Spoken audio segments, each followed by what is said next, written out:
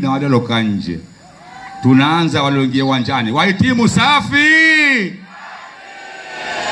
Haya mloka nje. Wahitimu safi. Atakuja kusema kamishna nani kashinda.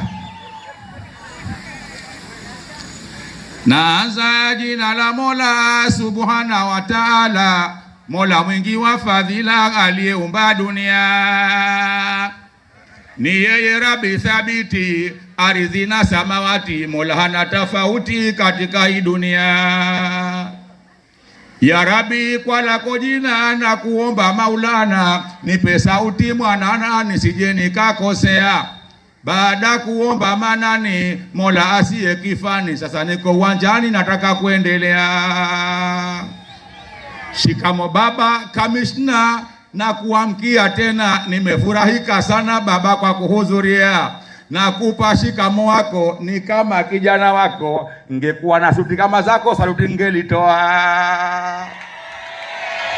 Na viongozi mbalimbali nyote mulioasili katika hii shughuli nyote na wasalimia. Walimu na wanafunzi nyote na wapa pongezi hasa kwenye kozi na mliotutendea.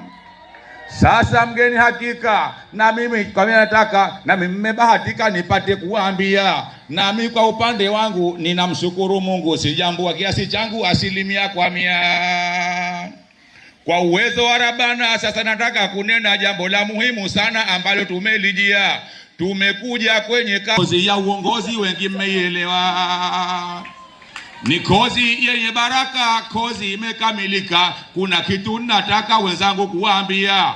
Mulioimaliza kozi kwenye kozi ya uongozi, mumeongezewa kazi, mukae mukitambua. Si vya kwenda kutanua, hivyo vyeo si ulua vya kwenda kuhudumia. Mwende mukashikamane, mwende mukashirikiane, ili kusudi tuone inakwenda Tanzania. Jamii mukae nayo kwenye matatizo yao na kwenye maamuzi yao, mwenende sawa sawa. Mukakae na jamii hasusa karne hii, ili tukawe sahihi jeshi lipate sifiwa. Na kama itawezekana, tunawajua majina, tutakuja chunguzana yatakayotokezea. Atakayefanya kazi vizuri tutamwambia kwa bukheri, nafasi nzuri na meja kuongezewa. Lakini jengine tena, jambo la kulitizama, jambo hili ni la maana pia la kuzingatia. Askari muko wengi sana, nyie ndo mlionekana, si kama ndo mahodari sana, lakini mmeteuliwa. Kwa hivyo pongezi zenu pamoja na vyeo vyenu, mukakae na wenzenu kwa mujibu wa sheria, mukafanye kazi zenu